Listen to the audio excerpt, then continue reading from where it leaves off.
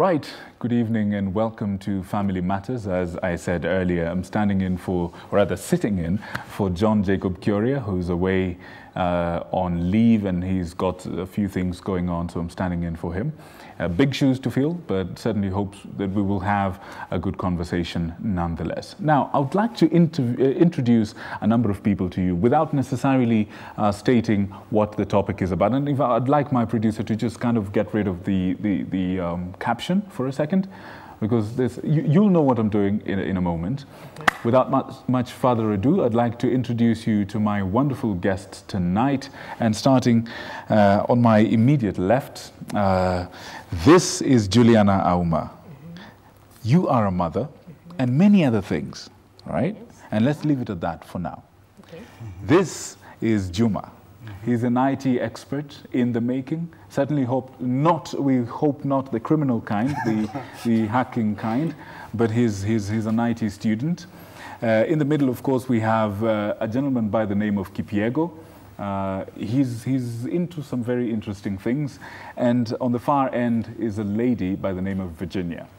We chose to do this because these are wonderful people in their own right. Virginia here deals with administration, right? You're an administrative person in a company, a very successful multinational company, and you're very happy. You're a mother with 2 kids, I think. Absolutely. Very successful, yeah? Happy and all that stuff. Now, the reason why I chose to do it this way is because we need to recognize these people first as people before we get deep into their stories and find out what exactly brings them here on our bench or on our sofa tonight. And here's the reason. All these people have a connection to a condition called Spina Bifida and Hydrocephalus. By the look of things, you may not have noticed that. And we wish to get deep into this subject to discuss with them and to understand what this is all about. Karibuni sana. Asante. Welcome to KBC Channel 1. Thank you. My round of introductions was a bit sketchy.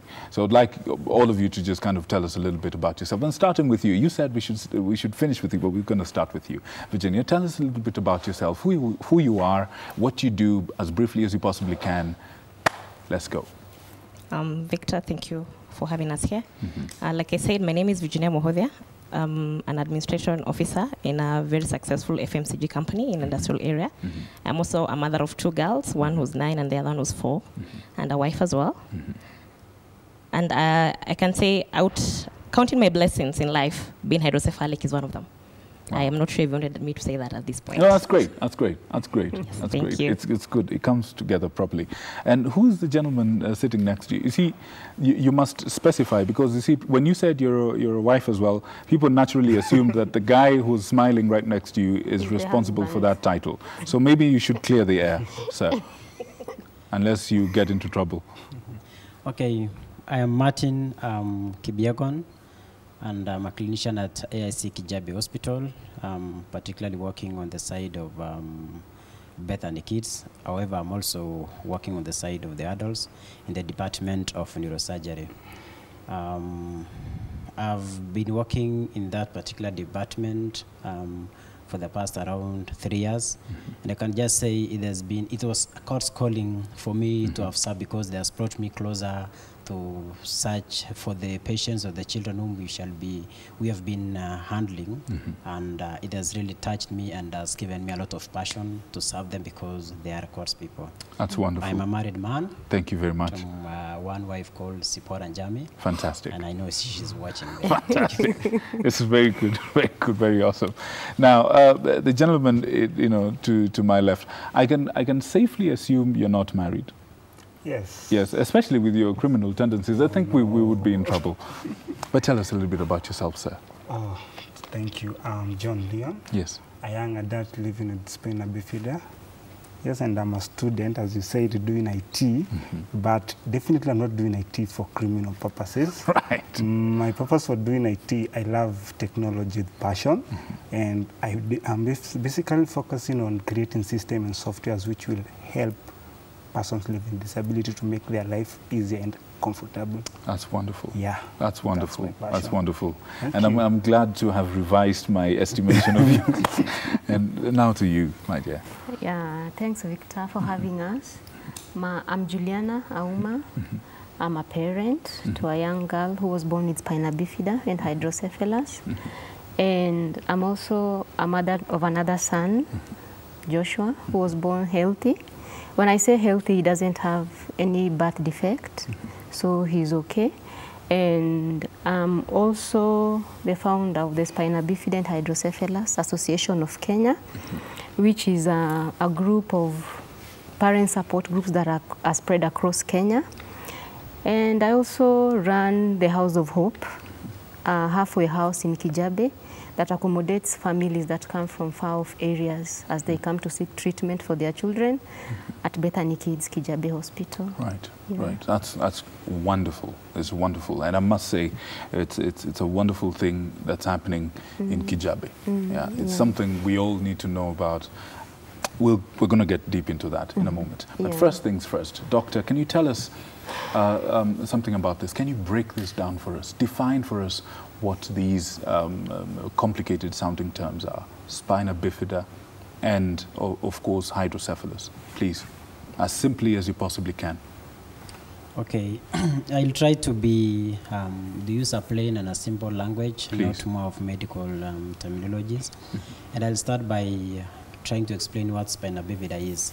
Spina Bifida basically is a defect in the spinal cord, and most of the time is just an open tube when there is a defect as far as the formation of the spinal cord is concerned.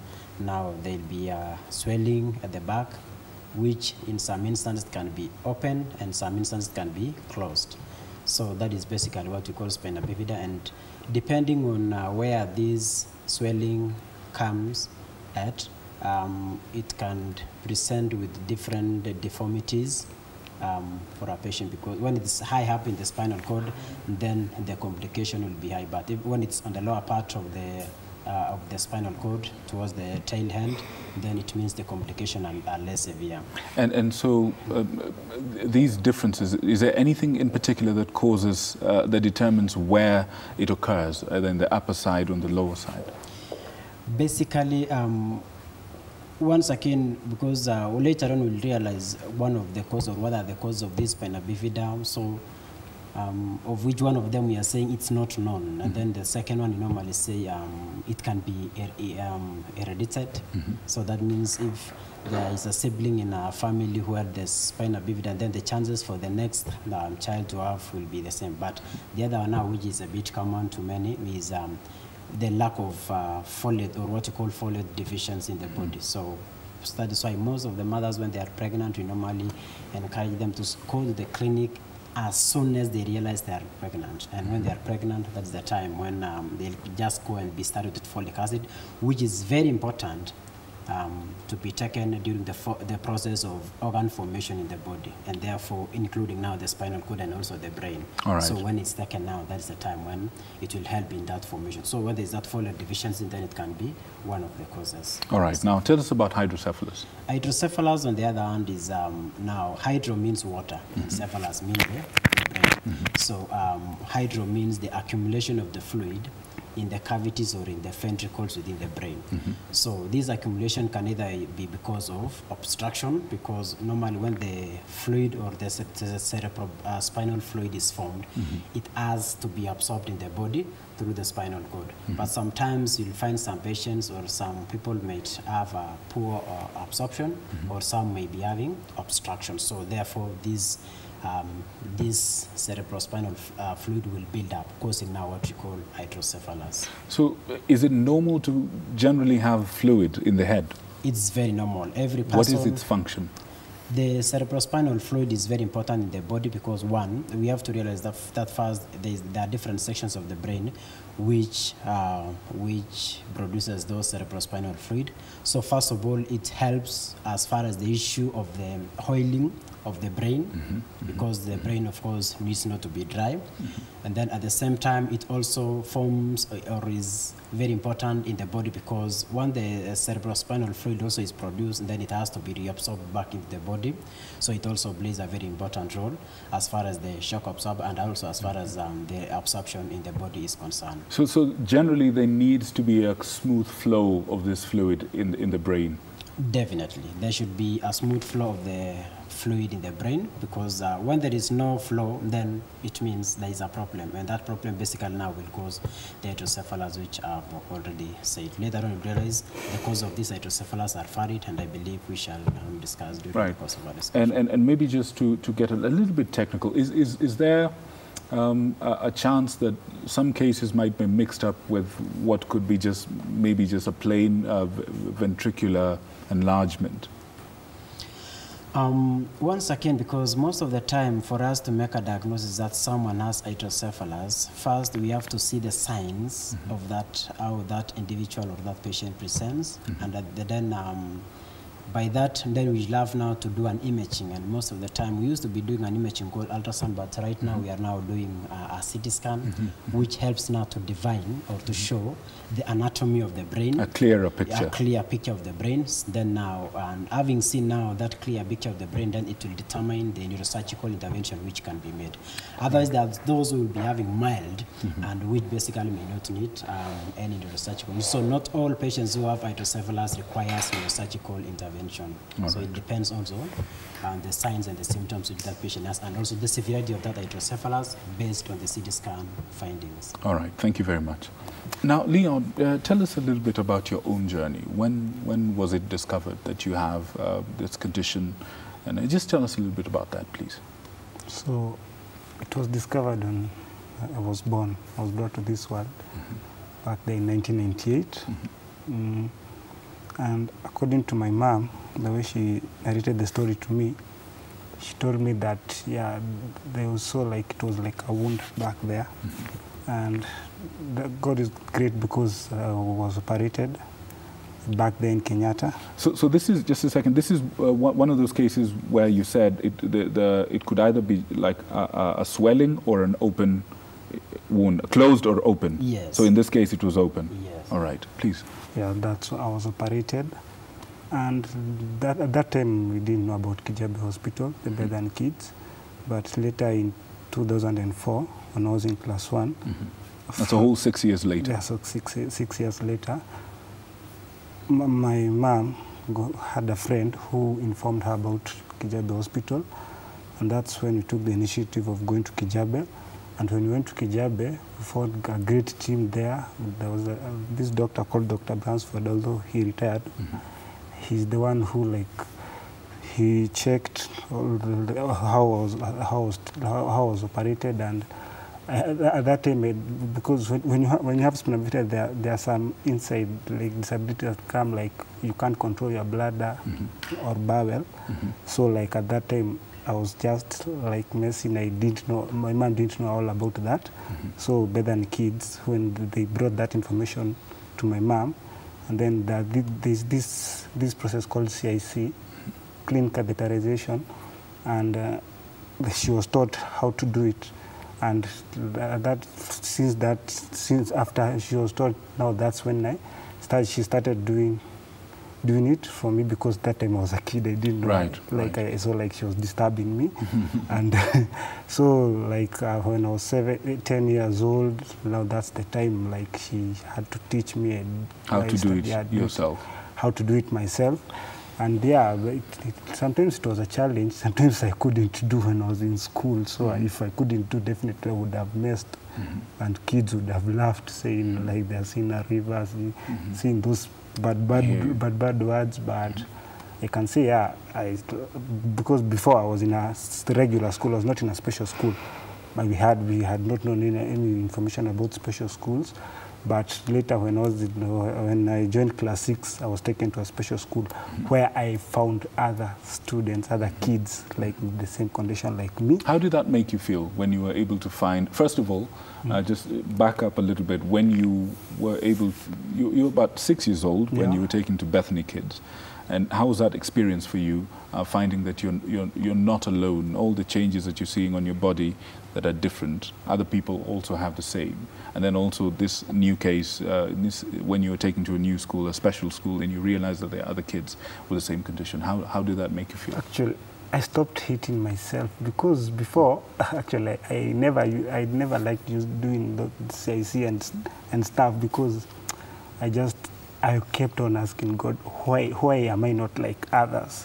Why is it me? Like, did you have to punish me? So like, I had questions. Like, you're disturbing me, Mom, stop it. Like, but when I went to, it's called the Great Special School. Yeah, and there was this guy, he was called Martin. Yeah, he also had a condition like me.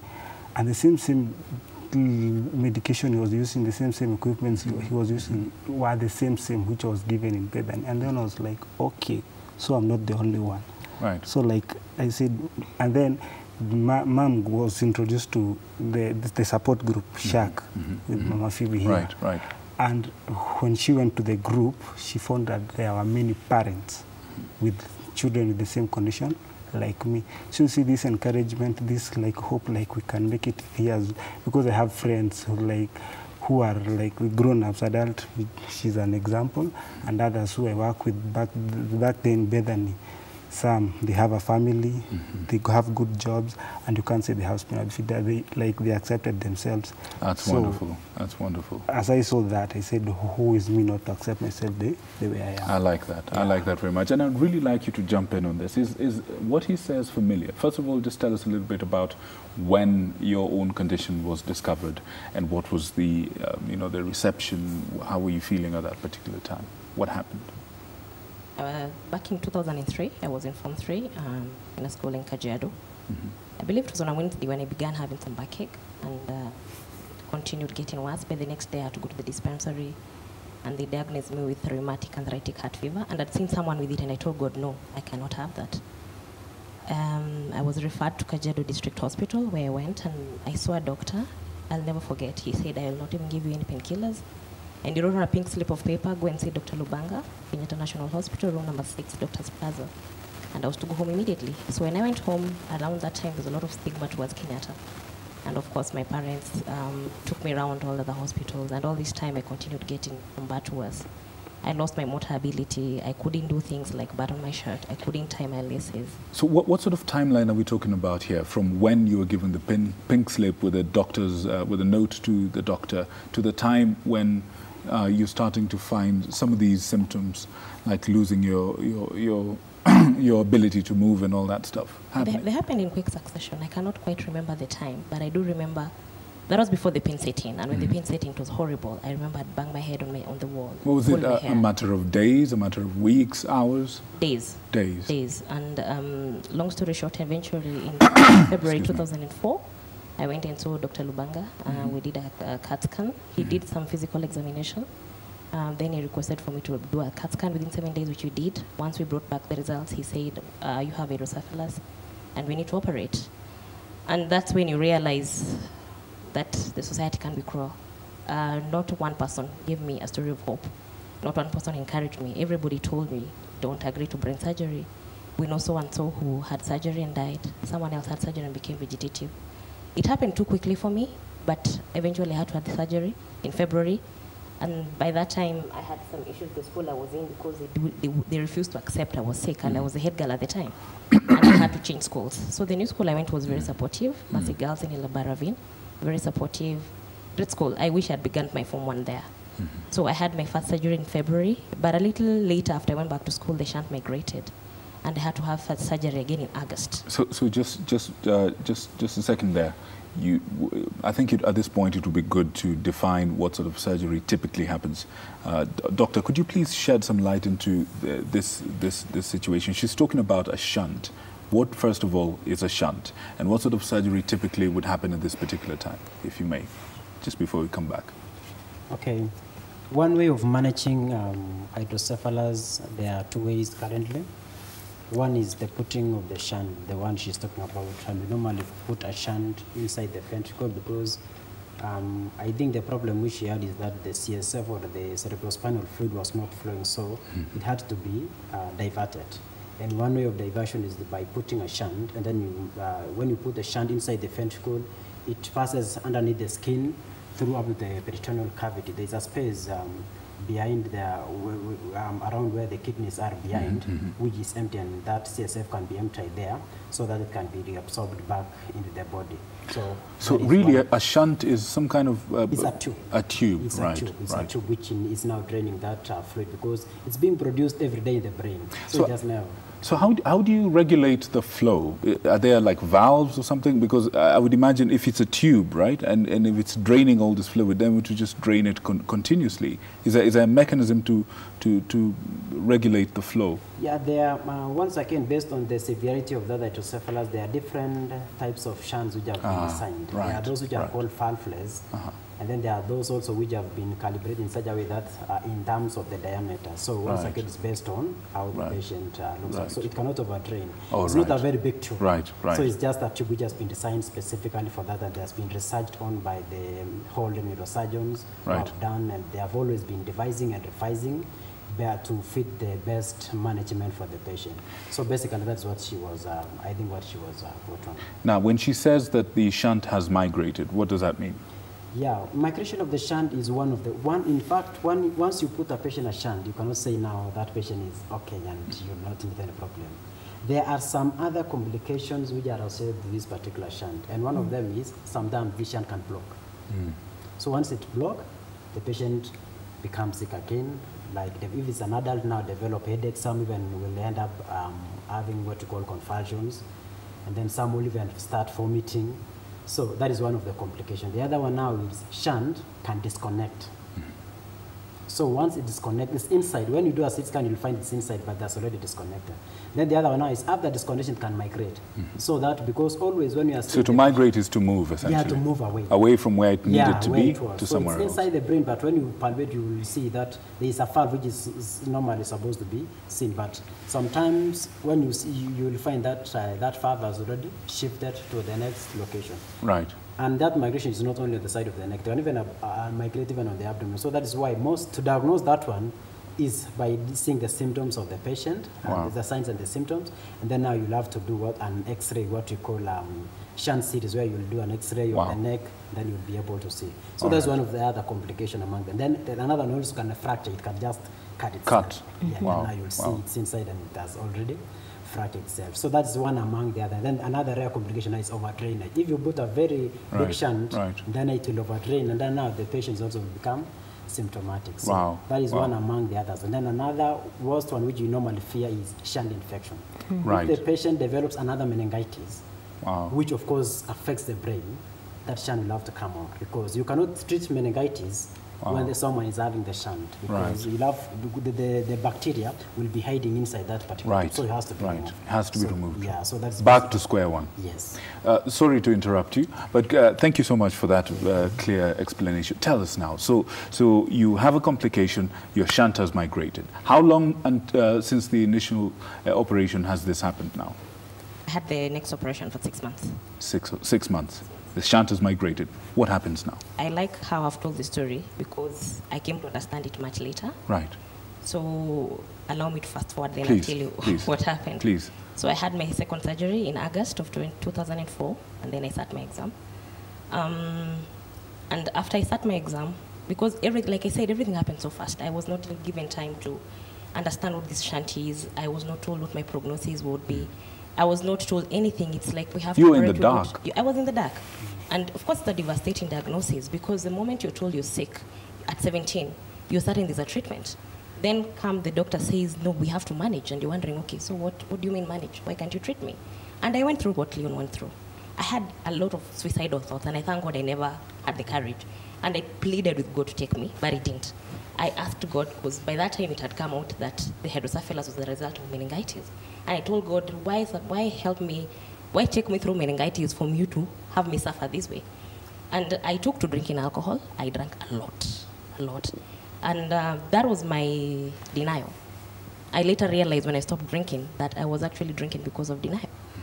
Once I accepted myself, I got to read what is the shunt that has been put in my body, what is my prognosis, what does it say about the quality of life that I will lead from now on. And I accepted myself. I loved myself. I embraced myself. I got married, got children. They're my greatest inspiration. If I may fast forward to 2008, I began staggering around and I became very sick. And I went in to Dr. Lubanga. We did a scan, and my shunt had migrated. So when I saw on the... This is for the second time. For the second time. When I saw translocated shunt, in my mind I thought surgery. So I was preparing myself for surgery. And then when I go to the doctor the next day, he says, no, it moved up. Oh. So it is overdraining. Right. So I have slit ventricle syndrome. What does that mean? Slit ventricle syndrome means when the ventricles of my brain overdrain. So you now start getting the dryness that you're talking about. Yes. Like there's less fluid in there. Yeah. Okay. And slit ventricle syndrome, by the time I was getting diagnosed in 2008, my doctor told me he'd only seen 2 patients with it. The first one in 92 was in 1992, and the second one was me in 2008. It was and rare. there's no treatment. So he took me through what to do. When I feel there's a dull thud in pain, he says you have to lie down. If you don't lie down, if you stay vertical, if you remain vertical, there's a risk of convulsion that could lead to death, you know. Mm-hmm. And I have an awesome doctor, and God bless him, because he's walked this journey with me. My journey has been bittersweet, bitter because of the pain. Is this Dr. Lubanga? Dr. Lubanga. The one you were supposed to see initially? Yes. Right. Yes, I've been seeing him since 2003 now. Mm-hmm. So my journey with hydrocephalus has been bittersweet, bitter because of the pain, but sweet because of the experiences. I have a different outlook towards life. I have more meaningful relationships. I don't take anything for granted. Everything matters now. Everything matters now, and I only consider what is meaningful. Anything else. Thank you for that, and strength to you. Now, there's the part of this conversation that I wanted to bring in roundabout this time, and that's from the parental perspective. We've spoken to people who were in the eye of the storm as the bearers of this condition, but you're one of the people who actually was around somebody who was in that condition, and it's your own child. Tell us about how that felt. From the moment you discovered this, what was going through your mind? Okay. The moment I discovered is when I gave birth, because Spina Bifida for me is congenital. Yeah, Phoebe was born with Spina Bifida. Just to make it simple, for what is congenital? Born with. Born with. Is it one of those hereditary situations, or is it caused by something else? Maybe Daktari can answer that bit for us to be very sure. Okay. But I have seen families that have more than one child with Spina Bifida. Right. And were you aware, had you ever heard of something called Spina Bifida before? No. You hadn't. So this is your first exposure to it? Yes. You're giving birth, then what happens? It was one of those bombshells that are dropped on you when you've given birth. And actually, I want to share something that is so personal. I got Phoebe when I was in high school. So I was young. I was a student. I was to sit my Form 4 in 1994 when I gave birth. But Phoebe came, and she became my certificate for that year. So I like that. Right. Yeah, so when she was born, I was told your child doesn't have a brain because she has hydrocephalus. Her head is full of water. She's going to die. And so I keep telling people this story, and some people don't believe me, but true to what happened, I was locked up in Pumwani for 1 whole month. Why? They were waiting for Phoebe to die. And so when she didn't die, I was told, take your child, she can go die at home and you can bury her, because children with Spina Bifida and hydrocephalus don't survive, they die. That was what was told at that time? Yeah, but that was way back. It was in the 90s. That was way back. We didn't have technology. We didn't have access to information like we have it right now. And what were you feeling at this time when they're telling you a month to wait for your baby to die? Actually, when I gave birth, I wanted someone to tell me, what is this Spina Bifida thing? You're telling me I've given birth. My child has this big thing I can't even pronounce. Another big thing. So she has these 2 big things. And I'm supposed to love her. I'm supposed to take care of her. I'm supposed to accept her, not understanding what she has. So that is harsh. Yeah, you've just given birth. You are nursing, you're paying from labor. You're supposed to enjoy the child. And you're a teenager. Of course, yeah. Yes, hang on a second. Daktari, is it common, is it normal to have both in one person? Spina Bifida and Hydrocephalus? That is common. As I said earlier, that from the previous research which have been done, it shows that 70% of those children who have Spina Bifida will develop hydrocephalus. So what causes the other? Is it the Spina Bifida? Spina Bifida. Right. Spina Bifida causes hydrocephalus. And that is why I was saying it's number 2 cause, apart from now the immaturity, and then now those children will develop bleeding in the brain when they are delivered as before the term. Right. Then now the second now is now the issue of Spina Bifida. For those who have developed Spina Bifida, particularly those which are open, then will develop hydrocephalus. Right. Yeah. Right.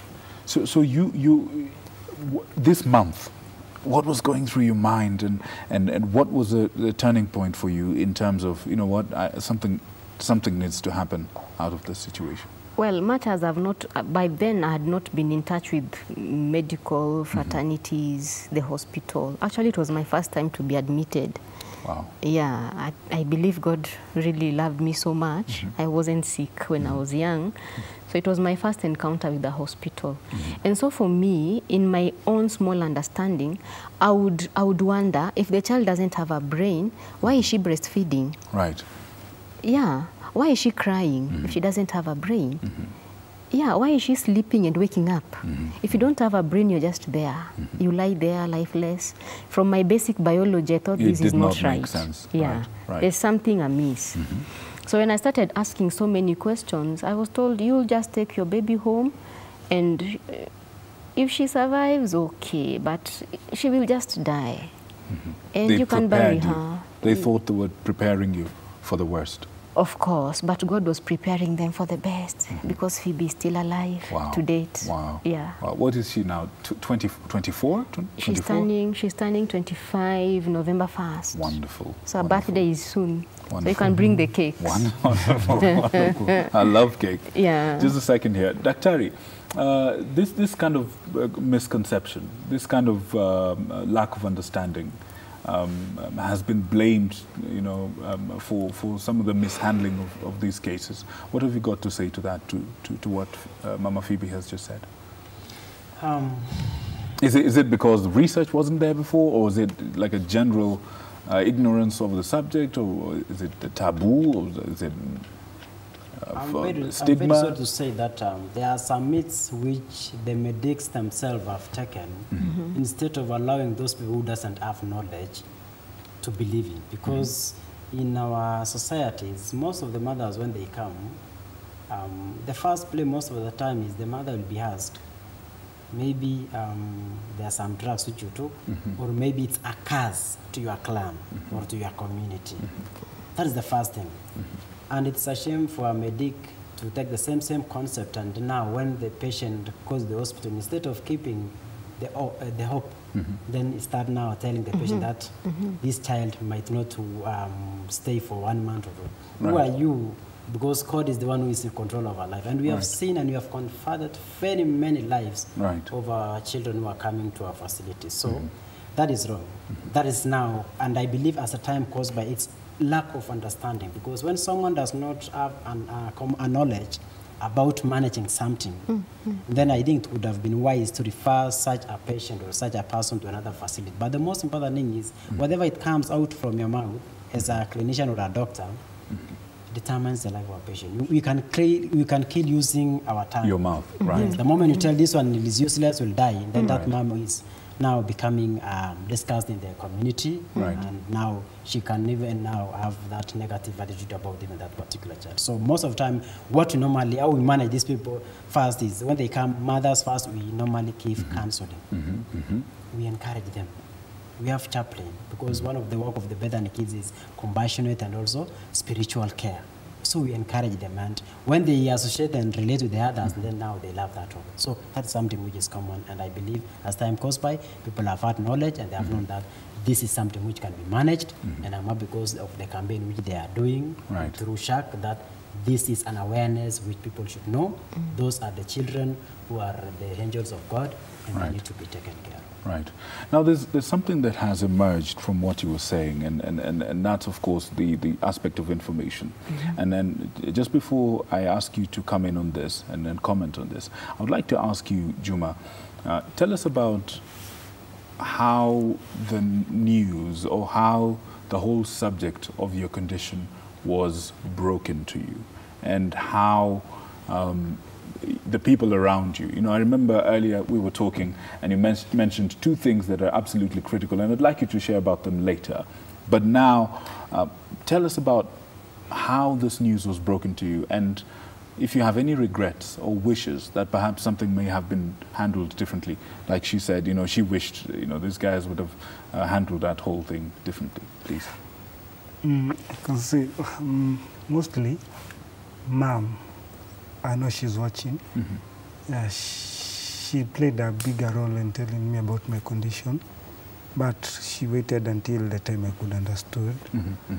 And okay, the fact that like using like her telling me to do my CIC using catheters, like that thing, it was disturbing me a lot. And there's a time she told me, okay, the importance of me using the catheters so that I can be clean, it can be dry. I won't be told by my friends that I'm messy, like that I smell, things like those. And I remember, okay, I won't be afraid to say this, please. But yeah, when I was a kid, like I know children are the ones who use diapers, but for me, like I stayed like for let's say 14 years using it. But then there's a time when I went back to when I was in high school. That is Jaytown Secondary. It's a special school too. This time I was seated at my desk and I asked God, okay, I'm turning. It was the next day was my birthday, and I was like, God, I'm turning 15 years the next day, and I wouldn't want my life to be the way it has been since I was born till today. People like, even we used to go have functions in school, and sometimes I never used to go to them because I used to fear that having that stigma, like if I go, people start saying, oh, this and this and this. And then I told God, if tomorrow I want to do a very major decision and I want you to help me.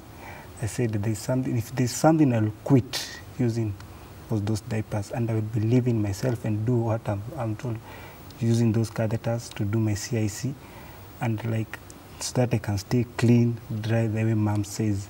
And I remember the next day I woke up and I said, I'm not backing out on this plan, and I never wore any. So I like went, I just took a cold bath. turkey, just like that. Yes, I went to class and I sat. And I said, if I feel like I want to go to the toilet, even I won't ask the teacher, because of definitely Jaytown, like there's no that like teacher, like you have to ask for permission. You just go. Yeah. I just said, even if like before I used to like even I could stay until lunchtime without going. I said this one, even if I feel like I've just entered the class and I've just felt I want to go, I'll go. And that doing that more often day by day. I remember I tried for a month. And the next month, I was perfect. Like, even Mom was like, when I went home, she was like, Leon, by the way, you've never called to say, like, you need diapers? Or, because I remember they used to spend a lot of money buying them. Then said, what happened? I said, Mom, I decided to make a decision. I decided the money you used to buy me those stuff, you can use in doing, like, paying my school fees. Wow. And that was like a major decision I did in my life. Wow. Which I never regret. And I can say I have supportive friends. When I was a child, yes, Mom was told I couldn't leave. I remember she used to pray. There are some people who come, her friends, they come in the house and then they said, you kids, do you know we never used to eat because of you. Wow. Like, we used to pray for you. And then I was like, okay, and your prayers, do you know they worked? Wow. It's me seated here. I like that. So, I like that. Through that, I thank God, because my mom is a prayerful person, and she's the person who believes in God. If I remember there's a time in church, she said her testimony, and she said she got saved because of me. Wow. Wow. But so like she celebrate, I'm 20 years old, wow. So she celebrates 20 years old in salvation. In salvation. So I can see, like, through that support, through prayers and leaving all the negative thoughts of people behind and focusing on your child, that's what made me be the way I am, and that has made me to be here like 20 years. Even all the struggles, I schooled, and now I'm in college. Wow. And for that I said, because the way that I was taken care of, the hospital that made sure like I'm okay. I see, when I joined college, I decided why, like we normally close a lot of time, and so I said, why should I be staying here at home watching movies? And it's a place where even if I ask, I can do, like I can go there, help the other staff, talk to parents like with the same condition like me. So that I can tell them, make sure like you take care of your son or daughter. You'll one day celebrate the way my mom celebrates. Wow, that's amazing. That's amazing. That's amazing. Thank you. Absolutely. I admire your courage. And I see, I'm there with you when you told the story about the day you decided to change your life or to change your circumstance on your 50th birthday. I can almost see the confidence that it gave you. And it's amazing. It's a beautiful thing to watch. Thank you. Yes, and we thank God for that. Do you identify with this? And for you, I want to ask you another question on top of that. You're a mother now. From what you were saying earlier, there was a lack of information about all this, and I get the sense that the people around you perhaps were not very well versed in it themselves and therefore failed to give you what you needed at that time. And then you had to go into the coping mechanisms that you decided to use to kind of medicate yourself. Looking back now, you're a mother, you've grown, you're a little bit more mature. Do you have any compassion for them in that situation, perhaps? You know, like she said, you know, as a mother, I mean, it's a difficult position to be in. Well, you're right. The people around me didn't give me the information that I required, but they gave me what I needed most. They gave me love. And I thank my family for that. My parents, my siblings, my uncles, my aunties, my cousins. They were there for me. They loved me. As for how it was handled, I wish it was handled better. I wish I had been cancelled. I wish I had been told there's hope. Perhaps I wouldn't have gone down the alcohol lane. But I have no regrets. I have no regrets whatsoever.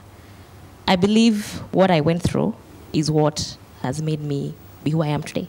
Is that why you're part of SHAC? Absolutely.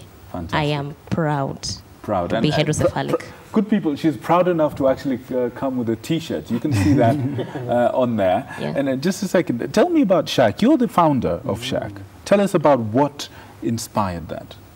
Oh, what inspired SHAC? What inspired me to start SHAC is the fact that the lack of information. And you knew that better than anyone. No. Because it was your own situation. Actually, in me starting SHAC, I was trying to answer a very big question. Okay. Was it my fault? Right. That was what I was trying to answer. Did I cause my child disability? Right. Did I do something wrong? Because I was blamed. Yeah. And the society can be cruel. They come up with stories like you are trying to have an abortion, like you are trying to hide your pregnancy because you are in school. A pregnancy can't be hidden.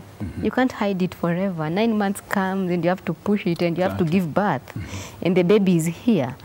And so for me, the lack of information to back up the condition that my child was born with was what really pushed me to start SHAC.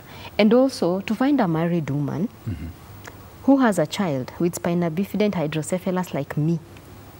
For people to see and say, she's married. You know, when you're married and you have a baby, it's okay. Yeah, that is the way society has put it. Right. Yeah, so that is what really inspired me to learn more. First of all, I had to learn more because I wasn't a medic. These are big terms. Yeah, big even name. You, when you go home, you start reminding yourself, Spina Bifida, Hydrocephalus. Right. Yeah. So I had to go learn. And how did I learn? When people ask me questions, I had a book. I write. And when I come for medical review at Kijabe, I look for our good doctor, Dr. Bransford.